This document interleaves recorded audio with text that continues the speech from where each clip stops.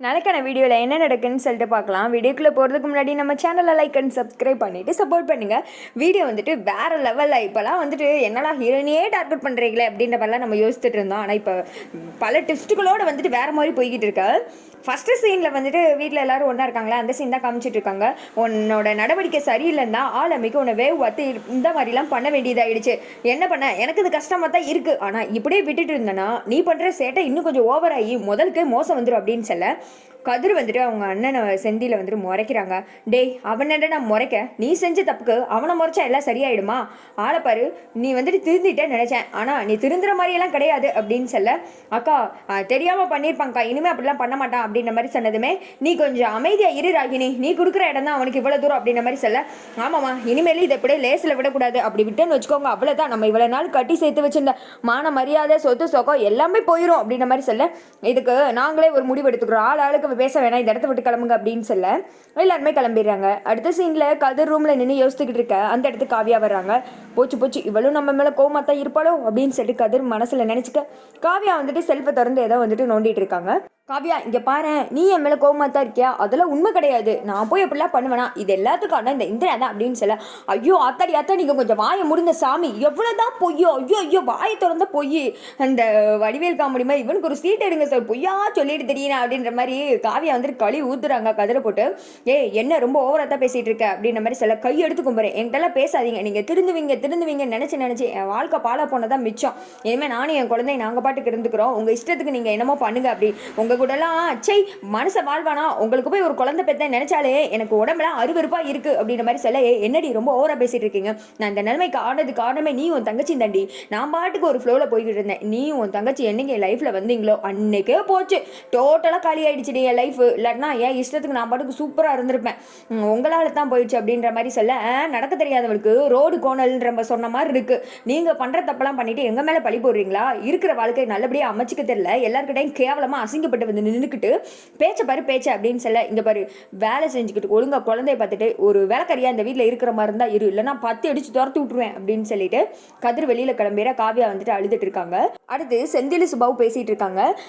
என்ன சுபா எதுக்கு சோகமா இருக்கு அப்படின்னு கேட்க இல்லைங்க இந்த வீட்டில் நடக்கிறது எதுவுமே சரி கிடையாது, வர ரொம்ப மோசமா எல்லாம் நடந்துட்டு இருக்கு அப்படின்ற மாதிரி சொல்ல சரி விடு எல்லாம் சரியாயிரும் அப்படின்ற மாதிரி செந்தில் சொல்கிறாங்க. இல்லைங்க நீங்கள் அவசரப்பட்டிருக்க கூடாது, கதிர் என்னதான் இருந்தாலும் பாவம் ஒரு வாய்ப்பு கொடுத்துருக்கலாம் அப்படின்னு சொல்ல நானும் பொறுமையாக தான் இருந்தேன், அவன் மேலே வர கம்ப்ளைண்ட் வர ரொம்ப தான் அதிகமாச்சே தவிர குறைஞ்ச மாதிரி கிடையாது, இதுக்கு மேலே நம்ம அமைதியாக இருந்தோம்னா அவ்வளோதான் அப்படின்ற மாதிரி சொல்ல ஆமாம் நீங்கள் சொல்கிறது சரிதாங்க அப்படின்றாங்க. ஃபஸ்ட்டாவது கௌதம் அந்த இடத்துல இருந்தான், அவனை நம்பி விட்டுட்டு சரியாயிடும் இப்போ சரியாயிடும்னு சொல்லிட்டு பொறுமையாக இருக்கலாம், ஆனால் இப்போ கௌதமும் வேலை ஊரில் போய் இருந்துட்டு வர்ற மாதிரியே தெரியல, இவனை நம்பி இருந்தோன்னா அவ்வளோதான், நம்ம இதை விட்டு நடுத்தருவில் தான் போய் நிற்கணும், அதனால அம்மா கிட்ட எல்லாத்தையும் சொல்ற மாதிரி ஆயிடுச்சு அப்படின்னு சொல்ல ஆமாங்க நீங்க எடுத்த முடிவு சரி, இப்பதான் நல்ல முடிவு எடுத்திருக்கீங்க அப்படின்ற மாதிரி பேசிட்டு இருக்க அந்த இடத்துக்கு ஹேமா வர்றாங்க. வரலாமா அப்படின்னு கேட்க வா ஹேமா அப்படின்னு சொல்லிட்டு செந்திலும் சுபா உள்ள கூப்பிடுறாங்க. என்ன விஷயம் அப்படின்னு சொல்லிட்டு கேட்க நீங்க வந்துட்டு எனக்கு ஒரு ஃபேவர் பண்ணணும், அத்தை கிட்ட அந்த ஜேஎம்டி பதவியை என்னோட ஹஸ்பண்டுக்கு நீங்க வந்துட்டு கொடுக்கணும் அப்படின்ற மாதிரி சொல்ல இவங்க 2 பேரும் ஷாக் ஆகி போயிட்டு இருக்காங்க. அந்த இடத்துக்கு வெற்றி வர்றாங்க. அண்ணே சாரி நே எதுவும் தெரியாம மனசுல பட்டதை அப்படியே கேட்டுட்டு அவளை விட்டுருங்கண்ணே, வா கிளம்பல அப்படின்ற மாதிரி சொல்ல நீங்க சும்மா இருங்க, இவருக்கு வாயை தான் கேட்க தெரியாது, அதுக்கு பதிலாக நான் கேட்க அந்த பதவி வந்துட்டு இவர் கொடுத்துருங்க, இவர் நல்லபடியாக பண்ணுவார் அப்படின்னு சொல்ல அந்த இடத்துக்கு கதிர் வராங்க. சபாஸ் என்ன அந்த பதவியிலேருந்து தூக்கிட்டு நீங்கள் எல்லாரும் உட்காரதுக்கு பிளான் போட்டுட்டு இருக்கீங்களா அப்படின்ற மாதிரி சொல்ல இங்கே என்ன நடக்கலன்னு தெரியாமல் நீ பேசிட்டு இருக்க, ஒழுங்கா போயிரு அப்படின்ற மாதிரி செந்தில் சொல்ல உங்களெல்லாம் நான் சும்மாவே விட மாட்டேன், என்ன பண்ணுறேன்னு பாருங்க அப்படின்ற மாதிரி அடிப்படி சண்டை ஆயிடுது. ஏமா வந்துட்டு வெற்றி திட்டுறாரு, அண்ணன்கிட்ட எப்படி பேசுறேன்னு தெரியலையா கதிர், ஏன் இப்படிலாம் பண்ணுற அப்படின்னு சொல்ல ஆமாம் அண்ணன் பெரிய அண்ணன் என்னை வேவு பார்த்து இப்படி குடும்பத்துக்கிட்ட மாட்டி விட்டு என் லைஃப்பை ஸ்பாயில் பண்ணுறதா அண்ணனா அப்படின்னு சொல்ல என்னடா பேசிட்டு இருக்க நீ அப்படின்ற மாதிரி சொல்ல வெற்றி வந்துட்டு அடிக்க போறாரு. எங்க அடி நீ தைரியமான ஆம்பளை இருந்தா அறா அப்படின்னு சொல்லிட்டு கதிர் சொல்ல செந்தில் பட்டுன்னு வந்துட்டு அரைஞ்சுறாரு கதிரை. நானும் பொறுத்து பார்த்துக்கிட்டு இருக்கேன், ஒரு மூத்தவங்க கிட்ட எப்படி நடந்துக்கணும்னு உனக்கு தெரியல, லைஃபே ஸ்பாயில் பண்ணிட்டு உட்காந்துக்கிட்டு பேச்சை பாரு, பண்ணுற தப்பெல்லாம் நீ பண்ணிட்டு எப்படி வந்துட்டு பேசிகிட்டு இருக்க அப்படின்ற மாதிரி சொல்ல என்ன அடிச்சிட்டிங்களா, உங்களை நான் விட மாட்டேன் சும்மா விட மாட்டேன் அப்படின்னு சொல்லிட்டு அங்கேருந்து கிளம்ப அடுத்து ஹேமாவையும் வந்துட்டு வெற்றி கூப்பிட்டு போயிடுறாரு. அடுத்த சீனில் எல்லாருமே ஒன்றா இருக்கிற மாதிரி காமிச்சிட்டு இருக்காங்க. ராகினி கேட்குறாங்க எதுக்குக்கா எல்லாரையும் வர சொன்னேன் அப்படின்ற மாதிரி சொல்ல குடும்பத்தில் சில விஷயங்களை முக்கியமாக முடிவெடுக்க வேண்டியிருக்கு அதனால தான் அப்படின்னு சொல்ல அம்மா எனக்கு புரிஞ்சிச்சு, என் பதவியை பறிச்சுட்டு வேற ஒருத்தவங்களுக்கு கொடுக்க போறீங்க அவ்வளோதானே அப்படின்னு சொல்ல நல்ல வேலை உன் வாயை திறந்தே சொல்லிட்டேன், இதை எப்படா சொல்லணும்னு சொல்லிட்டு நான் யோசிச்சுட்டு இருந்தேன் அப்படின்ற மாதிரி ஜெயா சொல்ல, நல்லா இருக்குமா, நல்லா இருக்கு,